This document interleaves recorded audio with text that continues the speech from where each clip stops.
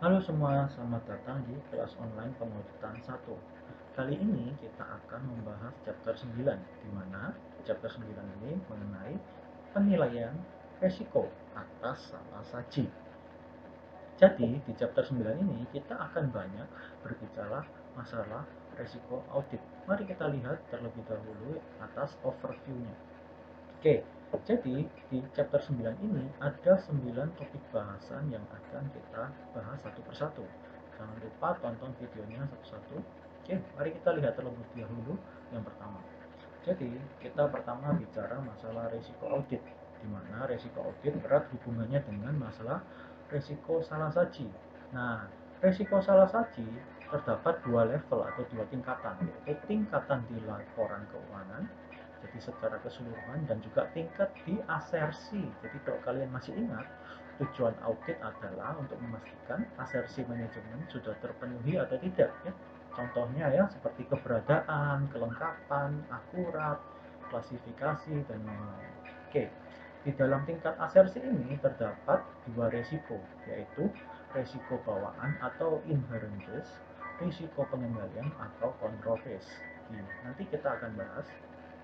Lalu, key point yang kedua adalah prosedur penilaian resiko.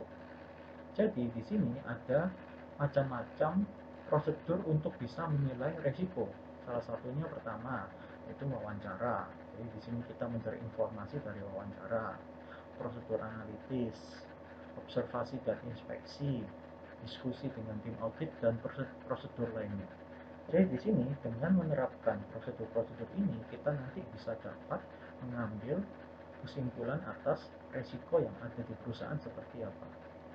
Lalu, bahasan yang ketiga tentang pertimbangan resiko kecurangan. Jadi, untuk bisa mendeteksi salah saji, untuk salah saji kecurangan itu lebih sulit daripada kita bisa mendeteksi salah saji error. Karena fraud biasanya memang sengaja ditutup-tutupi oleh pelaku. Oke, jadi kalau kita ngomong salah saji, kembali lagi ada tingkatan laporan keuangan dan tingkat asersi. Nah, di sini kalian kalau masih ingat, di tingkat asersi itu ada tiga kelas. Jadi kelas transaksi yang biasanya ada di laba rugi, kelas saldo akun yang biasanya ada di laporan posisi keuangan, ya, jadi akun-akun laba rugi, akun-akun neraca. Lalu yang terakhir kelas penyajian dan pengungkapan. Ya. Oke, lalu key point yang keempat kita akan bicara masalah identifikasi risiko yang signifikan. Ya, jadi di sini ada hal-hal yang menjadi perhatian khusus. Jadi masalah transaksi-transaksi yang tidak rutin, saldo akun atau transaksi yang membutuhkan estimasi akuntansi terkait dengan PSAK penerapannya. Lalu juga tentu saja semua kecurangan, resiko kecurangan adalah resiko yang signifikan. Oke, jadi semua ini butuh perhatian khusus. Jadi perlu diaudit lebih mendalam biasanya atau mencari informasi lebih banyak. Lalu berikutnya tentang model risiko audit. Jadi di dalam topik bahasan kali ini sangat diharapkan kalian bisa memahami hubungan daripada formula ini. Ya, jadi di sini model resiko audit kita menentukan resiko audit itu seberapa besar itu tergantung juga dari rumus ini. Jadi rumusnya adalah PDR atau Plan Detection Risk sama dengan AAR Acceptable Audit Risk IR kali CR. Jadi di sini kalian di chapter sebelumnya sempat saya bahas mengenai AAR ini. Jadi AAR ini apa? Ini adalah resiko secara keseluruhan yang bisa diterima oleh auditor. Kalau kalian masih ingat, kemarin saya mencontohkan dengan 5% kali dengan penjualan bersih. Oke, nanti akan kita bahas lebih lanjut. Lalu ada tentang topik bahasan penilaian AAR-nya sendiri. Jadi, secara keseluruhan, resiko yang timbul dari AAR ini timbul awalnya dari pertimbangan engagement risk. Jadi ini yang pertama kali kalian mau melakukan surat perikatan, ada resiko-resikonya. Nah, tentu saja penilaian AAR ini mempertimbangkan dari sisi pengguna, dari sisi klien, dan juga dari sisi auditor. Jadi kalau kita lihat dari sisi pengguna, mereka akan melihat resikonya adalah masalah kondisi perusahaannya. Jadi apakah kondisi perusahaannya sehat atau tidak. Ya. Kalau klien, dia akan melihat dari sisi kesulitan keuangannya sendiri. Apakah perusahaannya sedang dalam posisi kesulitan keuangan atau mungkin akan mengalami posisi kesulitan keuangan.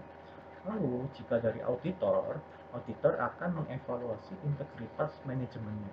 Ya, ini ada di chapter sebelumnya juga. Mari kita lanjut ke key point selanjutnya, yang ketujuh.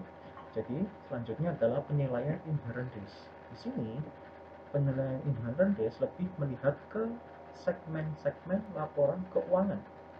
Nah, segmen-segmen laporan keuangan ini seperti segmen dari beban operasi, ya, segmen dari tiap-tiap akun di laporan keuangan, laporan posisi keuangan atau saldo akun, dan laporan laba rugi atau level transaksi. Jadi masing-masing akunnya dilihat per segmen. Lalu kita dari per segmen itu melihat resiko bawaannya seperti apa. Nanti ada bahasannya.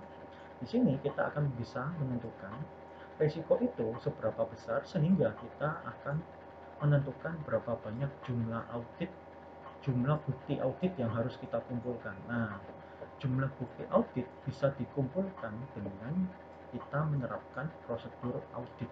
Oke. Lalu key point yang selanjutnya tentang hubungan dari resiko ke bukti audit.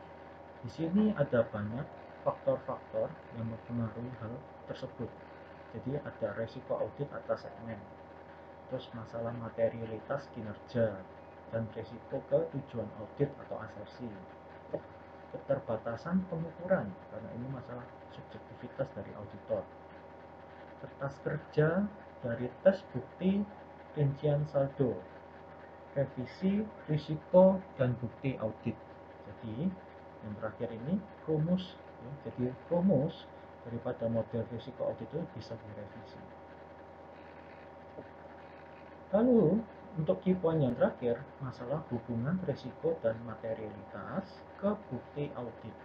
Jadi risiko dan materialitas itu dua hal yang saling terkait dan tidak terpisahkan. Jadi bisa dibilang risiko itu mengukur ketidakpastian, materialitas itu mengukur besarannya atau jumlahnya seberapa banyak. Nah, berikutnya nanti kita akan masuk ke video masing-masing key point ini. Oke, jadi sekali lagi di sini di chapter ini sangat diharapkan kalian bisa memahami ini model dari risiko audit, bagaimana hubungan dari ini keempat risiko ini. Nah, semoga kalian bisa memahami chapter ini. Jangan lupa untuk melihat video per key pointnya satu persatu. Terima kasih.